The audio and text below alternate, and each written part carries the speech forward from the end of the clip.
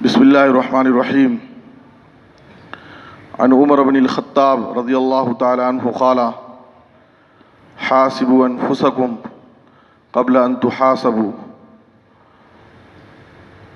رواہ الامام احمد فی کتاب الزہد۔ محترم حضرات، اس دنیا میں ہر شعبے سے تعلق رکھنے والے،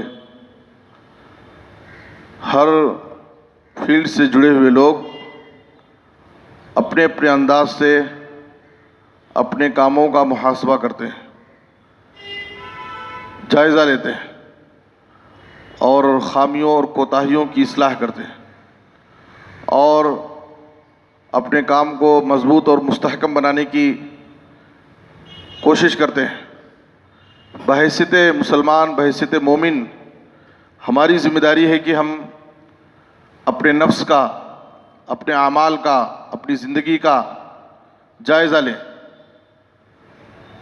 ہر اعتبار سے جائزہ لیں، دن بھر کے کاموں کا جائزہ لیں، رات میں سونے سے پہلے کہ ہم نے آج دن بھر میں کتنے اچھے کام کیے ہیں، کتنے گناہ ہم سے سرزد ہوئے ہیں، 5 وقت کی نمازوں میں ہم نے کتنے نمازوں کی پابندی کی ہے، کتنی نمازیں ہم سے ضائع ہوئی ہیں۔ اپنے تجارت اور کاروبار کا جائزہ لیں، یومیہ ہر دن سونے سے پہلے محاسبہ کریں، ہفتہ واری محاسبہ، ماہانہ، سالانہ، سال میں 1 سال گزرنے کے بعد آدمی اپنے نفس کا محاسبہ کرے کہ میں نے 1 سال جو گزارے ہیں، یہ میرا سال کیسا گزرا ہے، میرے اندر کیا خامیاں اور کوتاہیاں تھیں۔ خامیوں اور کوتاہیوں کی اصلاح کرنے کی کوشش کرے اور اپنے آپ کو سنوارنے، بنانے کی فکر کرے۔ قرآن مجید میں سورہ حشر کی آیت نمبر 18 میں اللہ تعالیٰ نے کہا، یا ایھا الذین آمنوا اتقوا اللہ ولتنظر نفس ما قدمت لغد واتقوا اللہ۔ ہر نفس کو چاہیے کہ وہ کل آنے والے قیامت کے دن کے لیے کیا پیش کیا ہے، اس کے پاس کیا اعمال ہیں، کیا نیکیاں ہیں۔ ہر شخص کو چاہیے کہ وہ اس پر غور کرے۔ علامہ ابن قیم رحمہ اللہ لکھتے ہیں، دلت الآیہ علی وجوب محاسبۃ النفس۔ یہ آیت، سورہ حشر کی یہ آیت محاسبہ نفس کی وجوبیت پر دلالت کرتی ہے۔ ہر نفس کو ضرور اپنے نفس کا، اپنے اعمال کا، اپنی زندگی کا جائزہ لینا چاہیے۔ دیکھیے، آج ہمارا حال یہ ہے کہ ہم اپنا محاسبہ کم کرتے ہیں، دوسروں کا محاسبہ زیادہ کرتے ہیں۔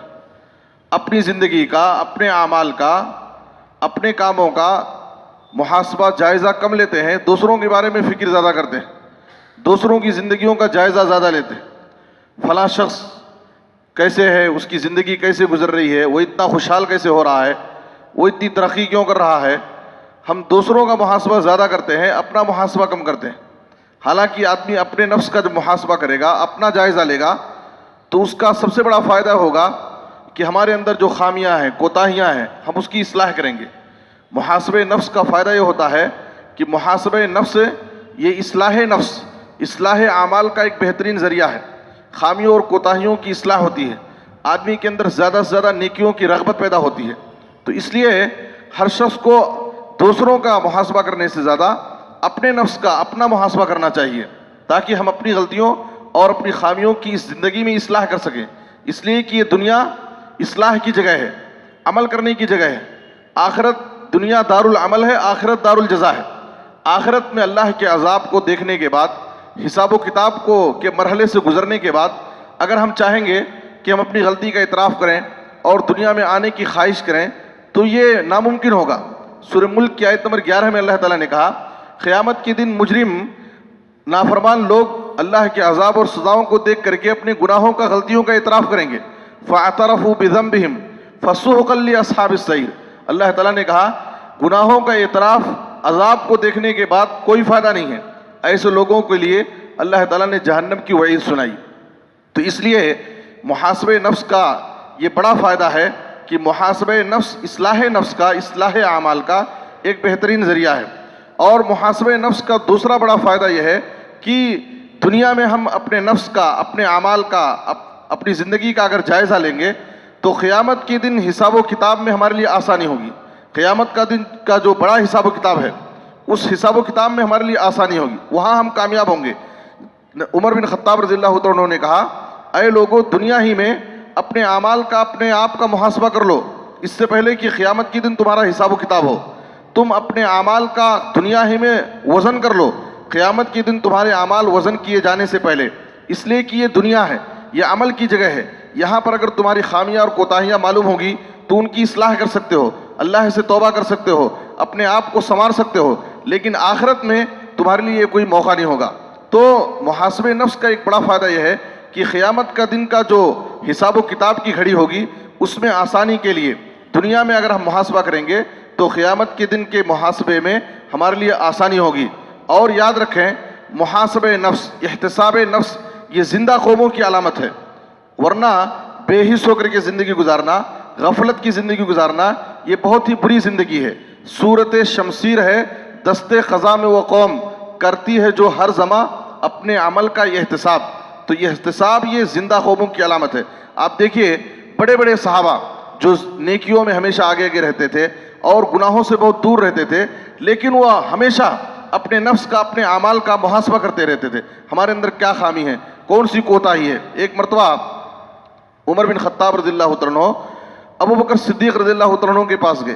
دیکھا کہ ابو بکر صدیق رضی اللہ عنہ تنہائی میں بیٹھے ہیں, صحیح الترغیب کی حدیث ہے, تنہائی میں بیٹھ کر کے اپنی زبان پکڑ کر کھینچ رہے ہیں, اسے مروڑ رہے ہیں, اینٹ رہے ہیں. عمر بن خطاب رضی اللہ عنہ نے دیکھ کر کہا مہ غفر اللہ لک, ٹھہر جاؤ, یہ کیا کر رہے ہیں, اللہ آپ کو معاف کرے. تو ابو بکر صدیق رضی اللہ عنہ نے کہا ان ھذا اوردنی الموارد, اسی زبان نے تو مجھے برائی کے گھاٹ پہنچا دیا ہے, برائی کے بہت سارے کام اسی زبان سے سرزد ہوتے ہیں, اس لیے میں اپنی زبان کی اصلاح کر رہا ہوں. آپ سوچئے ابو بکر صدیق رضی اللہ عنہ کا مقام و مرتبہ کیا ہے, ان کا مقام کیا ہے, وہ اپنی زبان کی اصلاح کر رہے ہیں. اس لیے کہ عام طور پر انسان سے سرزد ہونے والے بہت سارے گناہوں کا تعلق اس کی زبان ہے. زبان ہی سے آدمی بہت ساری نیکیاں کرتا ہے اور زبان ہی سے انسان بہت سارے گناہ کرتا ہے. ابو بکر صدیق رضی اللہ عنہ ایک جلیل القدر بزرگ صحابی ہیں, بہت بڑے صحابی ہیں, وہ اپنی زبان کی تنہائی میں بیٹھ کر کی اصلاح کر رہے ہیں. یہ ہے محاسبہ نفس.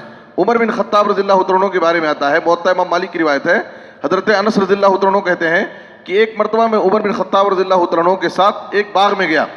عمر بن خطاب تھوڑا آگے چلے گئے, میرے اور ان کے درمیان ایک دیوار حائل ہو گئی.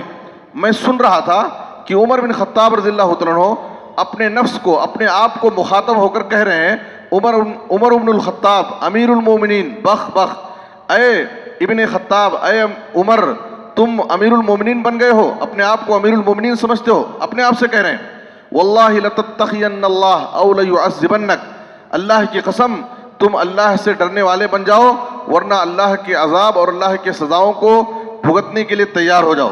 تو اپنے آپ کو تنہائی میں باغ میں جا کر کے تنہائی میں اپنے آپ کا جائزہ لے رہے ہیں, اپنے آپ میں اللہ رب العالمین کا ڈر خوف پیدا کر رہے ہیں, اللہ کے عذاب اور سزاؤں کا اپنے دل میں ڈر پیدا کر رہے ہیں. تو یہ بڑے بڑے صحابہ ابو بکر صدیق رضی اللہ عنہ, عمر بن خطاب رضی اللہ عنہ جو بڑے جلیل القدر صحابہ ہیں, وہ اپنے نفس کا محاسبہ تنہائیوں میں کرتے تھے. ایک مرتبہ حضرت حنظلہ رضی اللہ عنہ کی ملاقات ابو بکر صدیق رضی اللہ عنہ سے ہوئی. ابو بکر صدیق نے کہا اب حنظلہ کیا بات ہے, کیسے ہو تم؟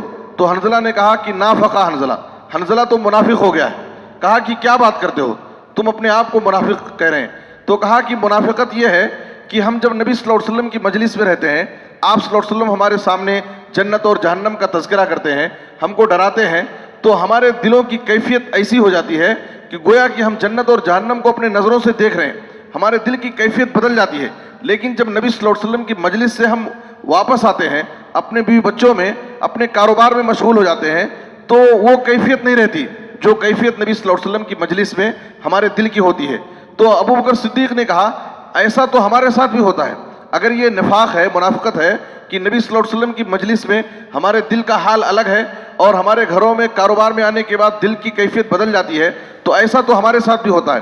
چلو نبی صلی اللہ علیہ وسلم کے پاس جائیں گے اور آپ صلی اللہ علیہ وسلم کے سامنے اس کا ذکر کریں گے. دونوں گئے, آپ صلی اللہ علیہ وسلم کے سامنے ذکر کیا, تو آپ صلی اللہ علیہ وسلم نے کہا دیکھو اگر ہماری مجلس میں تمہارے دل کی جو کیفیت ہوتی ہے, اگر وہ اسی کیفیت کے ساتھ تم ہمیشہ رہو تو تم ایسے ہو جاؤ گے کہ فرشتے تمہارے پاس تمہارے بستروں پہ آ کر کے, تمہارے راستوں میں, تمہارے گزرگاہوں میں آ کر کے تم سے سلام اور مصافحہ کرنے لگیں گے.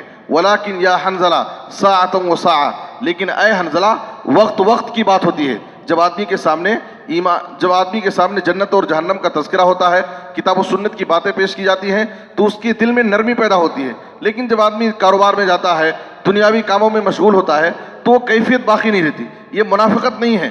تو آپ صلی اللہ علیہ وسلم نے سمجھایا وقت وقت کی بات ہوتی ہے. ایک وقت میں جب آدمی کے سامنے کتاب قرآن اور حدیث کی باتیں پیش کی جاتی ہیں تو اس کے دل میں نرمی ہوتی ہے.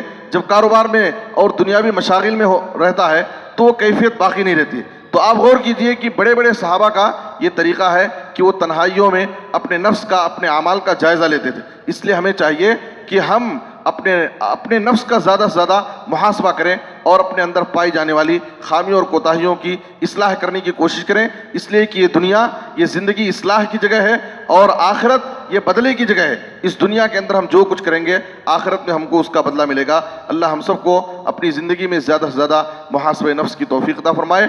آمین. تقبل یا رب العالمین. وصلی اللہ علی نبینا محمد و آلہ وصحبہ اجمعین.